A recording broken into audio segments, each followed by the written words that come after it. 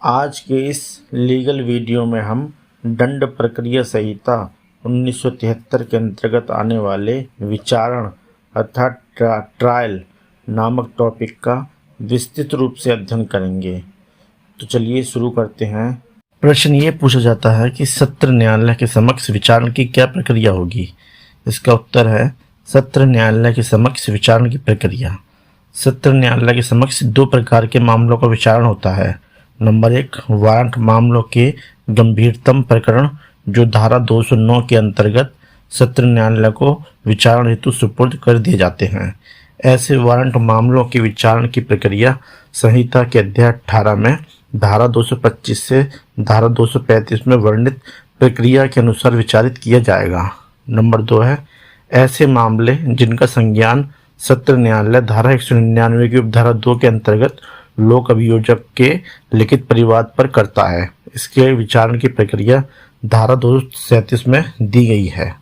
सत्र न्यायालय के समक्ष प्रत्येक विचारण में अभियोजन का संचालन लोक अभियोजक द्वारा किया जाएगा, परंतु यदि पीड़ित व्यक्ति चाहे तो धारा 301 के अंतर्गत निजी अधिवक्ता नियुक्त कर सकता है जो लोक अभियोजक के नियंत्रण में कार्य करेगा, जिसे धारा 225 में बताया गया है।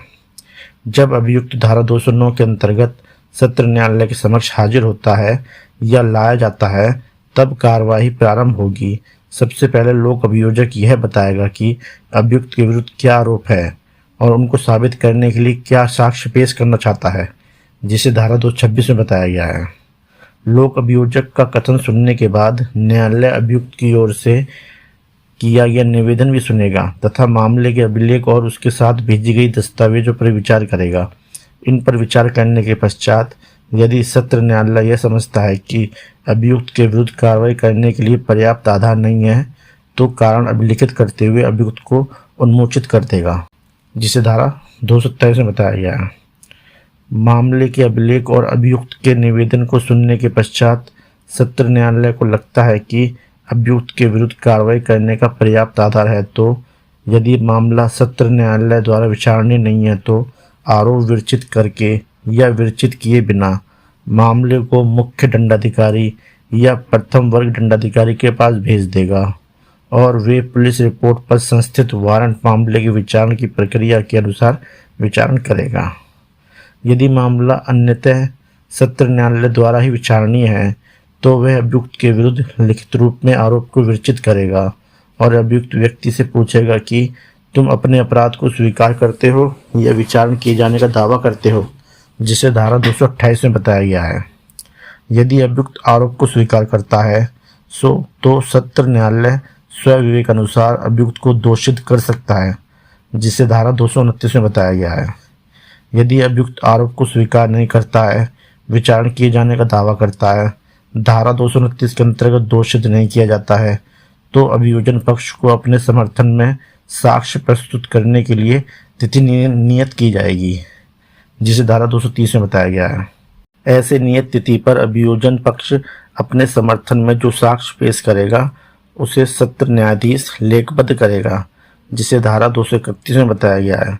अभियोजन पक्ष का साक्ष्य लेने के पश्चात सत्र न्यायालय अभियुक्त की परीक्षा करेगा। अभियोजन और अभियुक्त को सुनने के पश्चात सत्र न्यायालय का यह विचार है कि इस बात का कोई साक्ष्य नहीं है कि अभियुक्त ने अपराध किया है तो अभियुक्त को दोष मुक्ति का आदेश देगा। दोष मुक्ति का आदेश अभिलिखित करेगा, जिसे धारा 232 में बताया गया है। यदि अभियुक्त को धारा 232 के अंतर्गत दोष मुक्त नहीं किया जाता है तो उससे यह अपेक्षा की जाएगी कि वह अपनी प्रतीक्षा प्रारंभ करे तथा अपने समर्थन में जो भी साक्ष्य हों उसे पेश करे। यदि अभियुक्त को लिखित कथन देता है तो सत्र न्यायालय उसे अभिलेख में फाइल करेगा, जिसे धारा 233 में बताया गया है। जब अभियुक्त के साक्ष्यों की परीक्षा समाप्त हो जाती है तब लोक अभियोजक मामले का उपसंहार करेगा और अभियुक्त या उसका अधिवक्ता कोई विधिक प्रश्न उठाता है तो अभियोजन न्यायालय की अनुमति ऐसे विधिक प्रश्नों का उत्तर दे सकता है, जिसे धारा 234 में बताया गया है। बहस एवं विधिक प्रश्नों को सुनने के बाद सत्र न्यायालय इस निष्कर्ष पर पहुंचता है कि अभियुक्त ने अपराध नहीं किया है तो उसे दोष मुक्त कर देगा।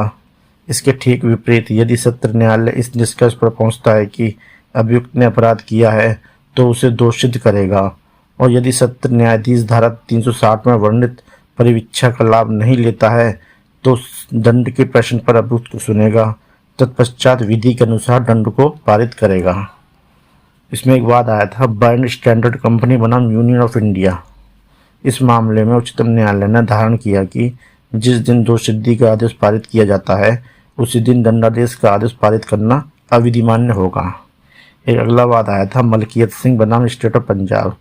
इस मामले में उच्चतम न्यायालय ने कहा कि दंडादेश पारित करने के पूर्व अभियुक्त को सुनवाई का अवसर देना अज्ञापक है, अतः दंडादेश के प्रश्न पर सुने बिना पारित दंडादेश अविधिमान्य होगा। एक अगला प्रश्न इसी में से बनता है कि यदि अभियुक्त व्यक्ति को दंड के प्रश्न पर नहीं सुना जाता है तो विचारण पर क्या प्रभाव पड़ेगा। इसका उत्तर बाद में दे रखा है मलकियत सिंह बनाम स्टेट ऑफ पंजाब। इस मामले में उच्चतम न्यायालय ने कहा कि अभियुक्त को दंड के प्रश्न पर सुनना अज्ञापक है। यदि दंड के प्रश्न पर सुने बिना कोई भी दंडादेश पारित किया जाता है तो ऐसा दंडादेश अविधिमान्य होगा। एक अगला वाद आया था त्रिलोकी सिंह बनाम स्टेट ऑफ पंजाब। इस मामले में उच्चतम न्यायालय ने दंड के प्रश्न के संबंध में निम्नलिखित सिद्धांत प्रतिपादित किया। नंबर 1, यदि अभियुक्त व्यक्ति को दंड के प्रश्न पर नहीं सुना जाता है तो दोष सिद्धि के ऊपर कोई प्रभाव नहीं पड़ेगा, क्योंकि धारा 235 के अंतर्गत अभियुक्त को दंड के प्रश्न पर सुनने की बात की गई है, न कि दोष सिद्धि के प्रश्न पर। अगला है नंबर 2, यदि अभियुक्त व्यक्ति को न्यूनतम दंडादेश दिया गया है तो दंड के प्रश्न पर सुनना आवश्यक नहीं है। नंबर 3 है, यदि अभियुक्त ने दंड के प्रश्न पर अपील प्रस्तुत की है तो अपीली न्यायालय को स्वयं अभियुक्त को दंड के प्रश्न पर सुनना चाहिए और दंडादेश पारित कर देना चाहिए। अपीली न्यायालय को दंड के प्रश्न पर सुनने के लिए विचारण न्यायालय के पास नहीं भेजा जाना चाहिए। विचारण में अगला प्रश्न यह पूछा जाता है कि मजिस्ट्रेट के समक्ष वारंट मामले की प्रक्रिया क्या होगी। तो इसका उत्तर देख लेते हैं। मजिस्ट्रेट के समक्ष वारंट मामले की प्रक्रिया, जिसे धारा 238 से 248 में बताया गया है। दंड प्रक्रिया संहिता की धारा 2X वारंट मामले को परिभाषित करती है। धारा 2X के अनुसार वारंट मामले से तात्पर्य ऐसे मामले से है जो मृत्यु, आजीवन कारावास या 2 वर्ष से अधिक कारावास से दंडनीय किसी अपराध से संबंधित है। धारा 2X के प्रावधान से स्पष्ट है कि वारंट मामले अपेक्षाकृत गंभीर मामलों से संबंधित हैं। वारंट मामलों के गंभीरतम प्रकरण धारा 209 के तहत सत्र न्यायालय को विचारण के लिए सुपुर्द कर दिए जाते हैं। शेष वारंट मामले सक्षम दंडाधिकारी के द्वारा संहिता के अध्याय 19 में प्रावधानित प्रक्रिया के अनुसार विचारित किए जाते हैं। वारंट मामले भी 2 प्रकार के होते हैं। नंबर 1, पुलिस रिपोर्ट पर संस्थित वारंट मामले अर्थात FIR, जिसे धारा 238 से 243 और 248 में बताया गया है। नंबर 2 पे है पुलिस रिपोर्ट से अन्यथा संस्थित वारंट मामले अर्थात परिवाद, कंप्लेंट पर संस्थित मामले, जिसे धारा 244 से 248 में बताया गया है। दोनों वारंट मामलों के विचारण की प्रक्रिया भिन्न भिन्न है, जो इस प्रकार है। नंबर 1, पुलिस रिपोर्ट पर संस्थित वारंट मामले के विचारण की प्रक्रिया अर्थात FIR के आधार पर संस्थित वारंट मामले के विचारण की प्रक्रिया। जब पुलिस रिपोर्ट पर संस्थित वारंट मामले में अभियुक्त विचारण के प्रारंभ में मजिस्ट्रेट के समक्ष हाजिर होता है या लाया जाता है, तब मजिस्ट्रेट अपना यह समाधान करेगा कि उसे धारा 207 के उपबंधों का अनुपालन कर लिया है, जिसे धारा 238 में बताया गया है। धारा 207 के अनुसार मजिस्ट्रेट का यह कर्तव्य है कि वह अभियुक्त को पुलिस रिपोर्ट अर्थात प्रथम सूचना रिपोर्ट धारा 164 के अधीन अभियुक्त की स्वीकृति कथन यानी कन्फेशन स्टेटमेंट और अभियोजन पक्ष के साक्ष्यों के कथन की प्रतिलिपियों को उपलब्ध कराए, जिससे अभियुक्त अभियोजन को समझ सके तथा अपना प्रतिरक्षा कर सके। उपरोक्त प्रतिलिपियों के दिए जाने के बारे में अपना समाधान लेने के पश्चात मजिस्ट्रेट पुलिस रिपोर्ट और उसके साथ भेजी गई दस्तावेजों पर विचार करेगा, अभियुक्त की यथा आवश्यक परीक्षा करेगा, दोनों पक्षकारों को सुनवाई का अवसर देगा। इन सब बातों पर विचार करने के पश्चात यदि मजिस्ट्रेट समझता है कि अभियुक्त पर लगाया गया आरोप निराधार है तो वह उसे उन्मोचित कर देगा। इसे धारा 239 में बताया गया है। यदि उपरोक्त बातों पर विचार करने के पश्चात मजिस्ट्रेट की यह राय है कि ऐसी उपधारणा करने का आधार है कि अभियुक्त ने अपराध किया है या वह उस अपराध का विचारण करने के लिए सक्षम है। नंबर 3, वह उस मामले में पर्याप्त दंड दे सकता है, तो अभियुक्त के विरुद्ध लिखित रूप में आरोप विरचित करेगा। वह आरोप अभियुक्त को पढ़कर सुनाया जाएगा और समझाया जाएगा और उससे पूछा जाएगा कि जो तुम्हारे ऊपर जो आरोप लगाया गया है उसे स्वीकार करते हो या विचारण किए जाने का दावा करते हो, जिसे धारा 240 में बताया गया है। यदि अभियुक्त दोषी होने का अभिवचन करता है तो मजिस्ट्रेट उसके अभिवाद को लेखबद्ध करेगा और उसी के आधार पर स्वविवेकानुसार दोष सिद्ध कर सकेगा, जिसे धारा 241 में बताया गया है। यदि अभियुक्त अभिवचन करने से इनकार करता है या अभिवचन नहीं करता है या विचारण किए जाने का दावा करता है या मजिस्ट्रेट अभियुक्त को धारा 241 के अधीन दोष सिद्ध नहीं करता है, तो मजिस्ट्रेट अभियोजन के साक्ष्यों की परीक्षा के लिए तारीख नियत करेगा और ऐसी नियत तारीख पर मजिस्ट्रेट सभी साक्ष्य लेने के लिए अग्रसर होगा जो अभियोजन के समर्थन में पेश किया जाता है, जिसे धारा 242 में बताया गया है। अभियोजन के साक्ष्यों की परीक्षा की समाप्ति के पश्चात मजिस्ट्रेट अभियुक्त से अपेक्षा करेगा कि वह अपनी प्रतिरक्षा प्रारंभ करे और अपने समर्थन में साक्ष्य प्रस्तुत करे। यदि अभियुक्त कोई लिखित कथन देता है तो मजिस्ट्रेट उसे अभिलेख में दर्ज करेगा। यदि अभियुक्त मजिस्ट्रेट से आवेदन करता है कि उसके साक्ष्यों के नाम समन भेजे जाएं, तो मजिस्ट्रेट उसके साक्ष्यों के नाम समन जारी करेगा कि वे निश्चित तारीख और समय पर साक्ष्य देने के लिए उपस्थित हों, जथा अपेक्षित दस्तावेजों को पेश करें। किंतु मजिस्ट्रेट साक्ष्यों को समन तब जारी नहीं करेगा जब उसको लगता है कि अभियुक्त मुकदमे में विलंब करने या किसी को तंग करने या न्याय के उद्देश्य को विफल करने के लिए समन करना चाहता है, जिसे धारा 243 में बताया गया है। अभियोजन और अभियुक्त की ओर से पेश किए गए साक्ष्य की समाप्ति पर दोनों पक्षकारों को धारा 314 के अनुसार बहस सुनी जाएगी और यदि मजिस्ट्रेट इस निष्कर्ष पर पहुंचता है कि अभियुक्त दोषी नहीं है तो वह दोष मुक्ति का आदेश अभिलिखित करेगा। इसके विपरीत यदि मजिस्ट्रेट इस निष्कर्ष पर पहुंचता है कि अभियुक्त दोषी है और वह धारा 325 या धारा 360 के अंतर्गत कार्रवाई नहीं करना चाहता है या कार्रवाई नहीं करता है, वहां अभियुक्त को दंड के प्रश्न पर सुनेगा और तत्पश्चात विधि के अनुसार दंडादेश पारित करेगा। इसमें एक वाद आया था बैंड स्टैंडर्ड कंपनी बनाम यूनियन ऑफ इंडिया। इस मामले में उच्चतम न्यायालय ने धारण किया कि जिस दिन दोष सिद्धि का आदेश पारित किया जाता है उसी दिन दंडादेश का आदेश पारित करना अविधिमान्य होगा। एक अगला वाद आया था मलकियत सिंह बनाम स्टेट ऑफ पंजाब। इस मामले में उच्चतम न्यायालय ने कहा कि दंडादेश पारित करने के पूर्व अभियुक्त को सुनवाई का अवसर देना अज्ञापक है, अतः दंडादेश के प्रश्न पर सुने बिना पारित दंडादेश अविधिमान्य होगा। विचारण में अगला प्रश्न ये पूछा जाता है कि पुलिस रिपोर्ट से भिन्न आधार पर संस्थित वारंट मामले के विचारण की प्रक्रिया क्या होगी। इसका उत्तर है पुलिस रिपोर्ट से भिन्न आधार पर संस्थित वारंट मामले के विचारण की प्रक्रिया धारा 244 से धारा 248 में दिया गया है। जब पुलिस रिपोर्ट से भिन्न आधार पर संस्थित किसी वारंट मामले में अभियुक्त मजिस्ट्रेट के समक्ष हाजिर होता है या लाया जाता है, तब मजिस्ट्रेट अभियोजन पक्ष की सुनवाई करेगा और वह सब साक्ष्य लेगा जो अभियोजन पक्ष पेश करे।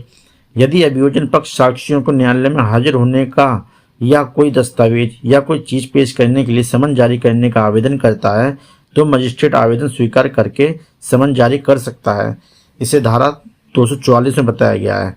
अभियोजन पक्ष की ओर से दिए गए साक्ष्य पर विचार करने के पश्चात यदि मजिस्ट्रेट की यह राय है कि साक्ष्य स्वीकार कर लिए जाने पर अभियुक्त के विरुद्ध कार्रवाई करने का आधार नहीं बनता है तो अभियुक्त को कारण अभिलिखित करते हुए उन्मोचित कर सकता है।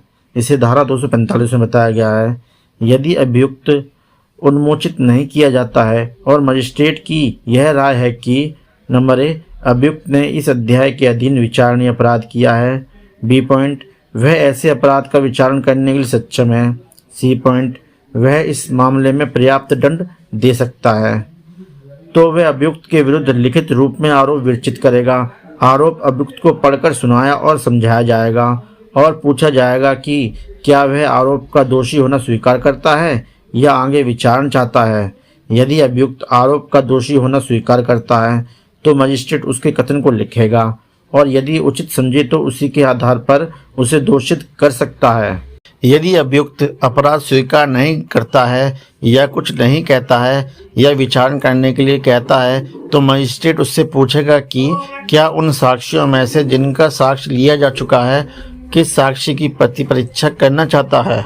यदि अभियुक्त पहले पेश किए गए सब या कुछ साक्षियों को प्रति परीक्षा के लिए बुलाना चाहता है तो उन्हें बुलाया जाएगा और प्रति परीक्षा के पश्चात साक्षी को उन्मोचित कर दिया जाएगा।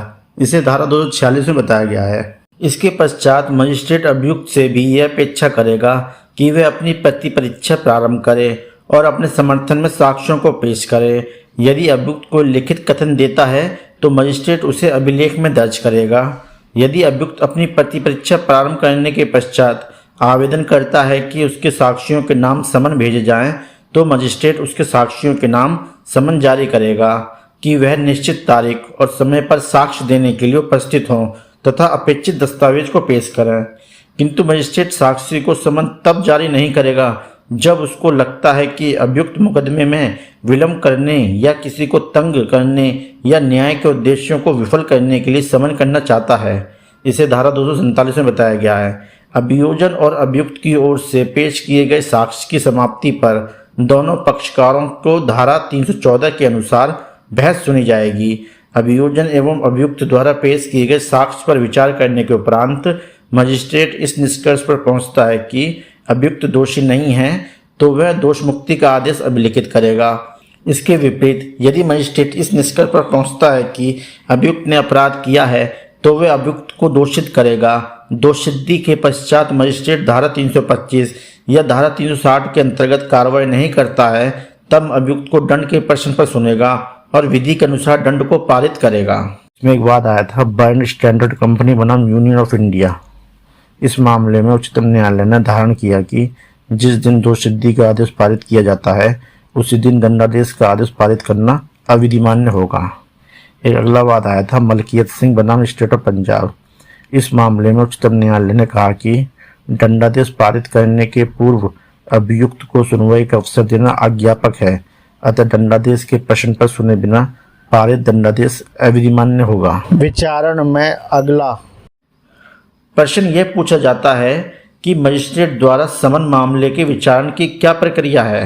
तो इसका उत्तर देख लेते हैं। मजिस्ट्रेट द्वारा समन मामले के विचारण की प्रक्रिया दंड प्रक्रिया संहिता की धारा 2W समन मामले को परिभाषित करती है।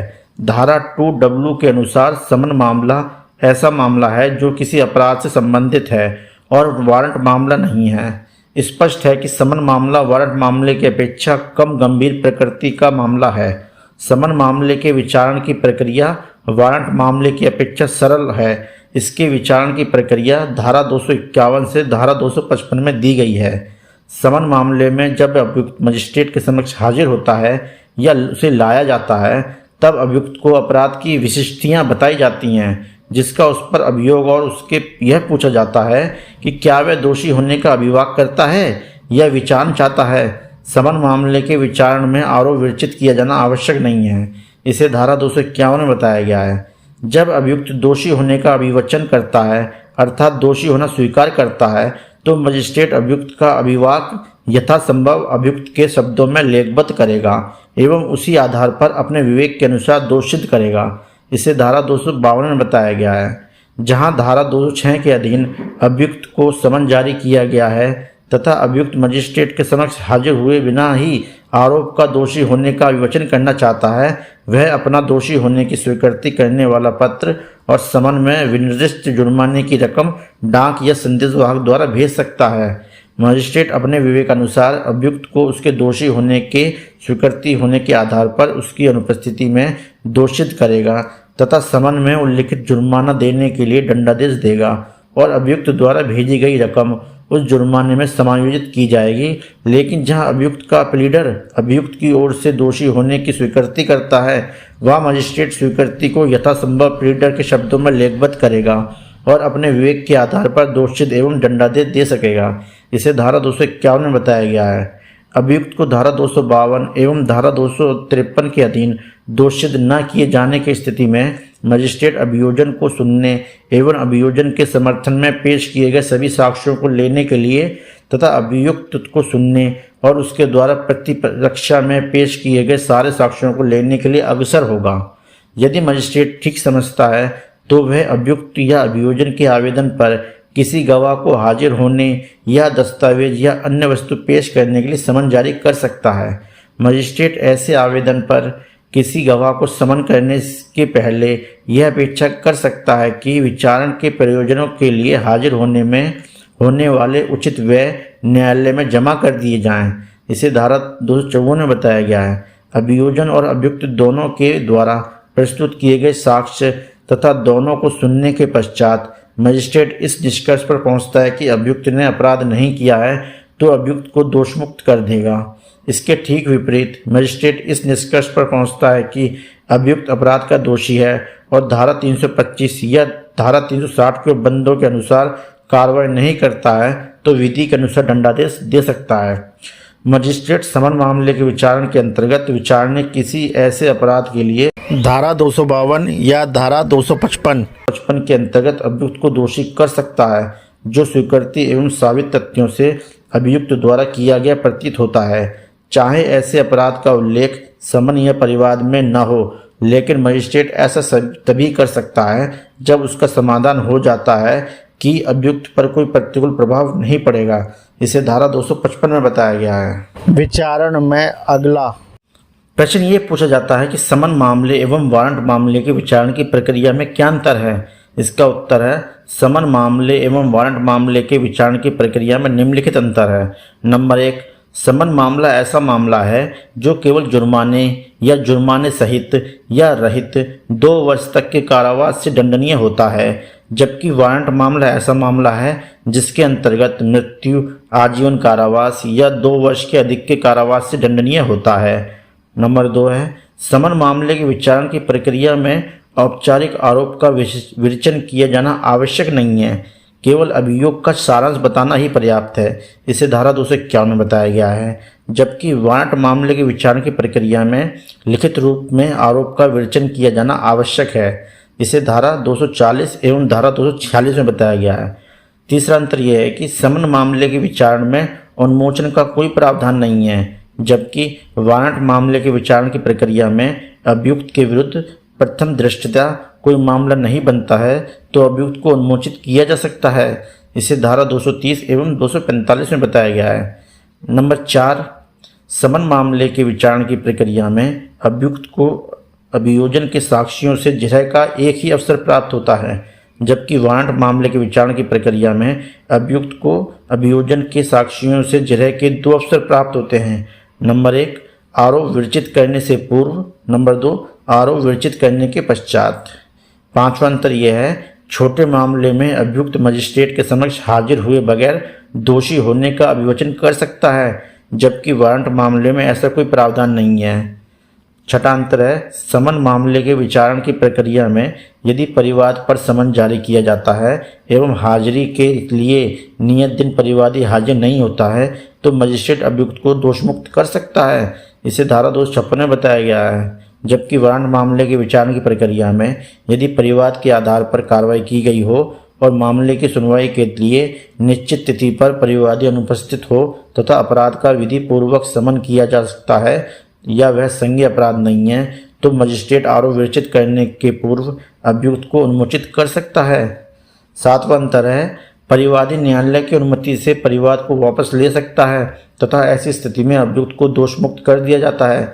इसे धारा 257 में बताया गया है। जबकि वारंट मामले के विचारण की प्रक्रिया में सामान्यतः परिवाद को वापस लेने की अनुमति नहीं दी जाती है। 8वां अंतर है समन मामले के विचारण की प्रक्रिया को वारंट मामले के विचारण की प्रक्रिया में परिवर्तित किया जा सकता है, जबकि वारंट मामले के विचारण की प्रक्रिया को समन मामले के विचारण की प्रक्रिया में परिवर्तित नहीं किया जा सकता। विचारण में अगला प्रश्न ये पूछा जाता है कि संक्षिप्त विचारण क्या होता है। इसका उत्तर देख लेते हैं। संक्षिप्त विचारण धारा 260 से 265 जन सामान्य को सिद्ध न्याय दिलाने के लिए यह आवश्यक है कि न्यायिक प्रक्रिया जटिल, दुरूह अर्थात कठोर, क्लिष्ट अथवा लंबी ना हो, क्योंकि ऐसा होने पर न्याय कठिनाई एवं विलंब से प्राप्त होगा। जिससे न्याय प्राप्त करने का उद्देश्य ही असफल हो जाएगा। शीघ्र एवं सरल न्याय प्राप्त करने के उद्देश्य से ही संक्षिप्त विचारण का प्रावधान दिया गया है। दंड प्रक्रिया संहिता की धारा 260 से 265 में संक्षिप्त विचारण की व्यवस्था की गई है। संक्षिप्त विचारण में समन मामलों के विचारण के लिए विहित प्रक्रिया का अनुसरण किया जाता है। संक्षिप्त विचारण वाले मामले में 3 माह से अधिक के कारावास का दंड पारित नहीं किया जा सकता। संक्षिप्त विचारण के मामले में निर्णय संक्षेप में लिखा जाता है, अर्थात उसमें साक्ष्य का सारांश तथा निष्कर्ष के कारणों का संक्षेप में लिखा जाता है। धारा 260 के अनुसार संक्षिप्त विचारण के लिए निम्नलिखित मजिस्ट्रेट सक्षम हैं। नंबर 1 मुख्य न्यायिक मजिस्ट्रेट, नंबर 2 महानगर मजिस्ट्रेट, नंबर 3 उच्च न्यायालय द्वारा सशक्त मजिस्ट्रेट, नंबर 4 धारा 261 के अनुसार द्वितीय वर्ग मजिस्ट्रेट भी संक्षिप्त विचारण कर सकता है जब उसे उच्च न्यायालय द्वारा सशक्त किया गया हो। द्वितीय वर्ग मजिस्ट्रेट केवल ऐसे अपराध का संक्षिप्त विचारण कर सकता है जिसमें केवल जुर्माने या जुर्माना सहित या रहित 6 मास तक के कारावास से दंडनीय मामला है। धारा 260 के अनुसार संक्षिप्त विचारण निम्नलिखित अपराध का हो सकता है। नंबर 1 वे अपराध जो मृत्यु, आजीवन कारावास या 2 वर्ष से अधिक की अवधि के लिए कारावास से दंडनीय नहीं है। नंबर 2 भारतीय दंड संहिता की धारा 379, 380 एवं धारा 381 के अधीन चोरी के मामले में जहां चुराई संपत्ति का मूल्य 2000 रुपये से अधिक नहीं है। नंबर 3 भारतीय दंड संहिता की धारा 411 या 414 के अधीन चोरी की संपत्ति को प्राप्त करने या छिपाने आदि के मामलों में जहां संपत्ति का मूल्य 2000 रुपये से अधिक नहीं है। नंबर 4 भारतीय दंड संहिता की धारा 454 और धारा 456 के अधीन अपराध। नंबर 5 ऐसे अपराधों का दुष्प्रेरण।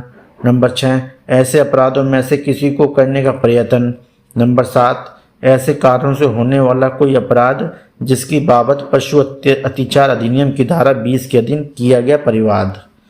संक्षिप्त विचारण की प्रक्रिया। दंड प्रक्रिया संहिता की धारा 202 की उपधारा 1 के अनुसार संक्षिप्त विचारण में समन मामले के विचारण की प्रक्रिया को अपनाया जाएगा, अर्थात संक्षिप्त विचारण की प्रक्रिया में जब अभियुक्त मजिस्ट्रेट के समक्ष हाजिर होता है या लाया जाता है तो मजिस्ट्रेट अभियुक्त को अभियोग के सारांश को बताएगा और उससे पूछेगा कि तुम अपने अपराध को स्वीकार करते हो या विचारण किए जाने का दावा करते हो, लेकिन लिखित रूप में आरोप का विरचित किया जाना आवश्यक नहीं है। यदि अभियुक्त अपने अपराध को स्वीकार कर लेता है तो वहाँ धारा 263 लागू होगी, अर्थात संक्षिप्त विचारण की कार्रवाई एक ऐसे प्रारूप में जैसे राज्य सरकार निर्दिष्ट करे लिखी जाएगी, जिसमें निम्नलिखित बातें होंगी। नंबर ए मामले का क्रम संख्या। बी पॉइंट है अपराध किए जाने की तारीख। सी पॉइंट है रिपोर्ट या परिवाद की तारीख। अगला है परिवादी का नाम। अगला है अभियुक्त का नाम, माता पिता का नाम तथा निवास स्थान। अगला है वह अपराध जिसका परिवाद किया गया है और वह अपराध जो साबित हुआ है। अगला पॉइंट है अभियुक्त का अपराध के विषय में अभिवाक और उसकी परीक्षा यदि मजिस्ट्रेट द्वारा की गई हो। अगला है मजिस्ट्रेट का निष्कर्ष जो अभियोजन एवं अभियुक्त द्वारा प्रस्तुत किए गए साक्ष्य पर विचार करके निकाला हो। अगला है दंड या अंतिम आदेश। अगला पॉइंट है कार्रवाई समाप्त होने की तारीख। जहां अभियुक्त अपने अपराध को स्वीकार नहीं करता है, विचारण किए जाने का दावा करता है, वहां मजिस्ट्रेट अभियोजन एवं अभियुक्त दोनों से यह अपेक्षा करेगा कि वे अपने अपने समर्थन में साक्ष्य को प्रस्तुत करें।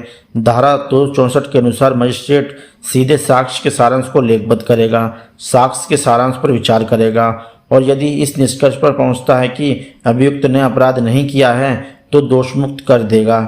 इसके विपरीत मजिस्ट्रेट इस निष्कर्ष पर पहुंचता है कि अभियुक्त ने अपराध किया है तो उसे दोष सिद्ध कर देगा, एक विधि के अनुसार दंडादेश को पारित कर देगा।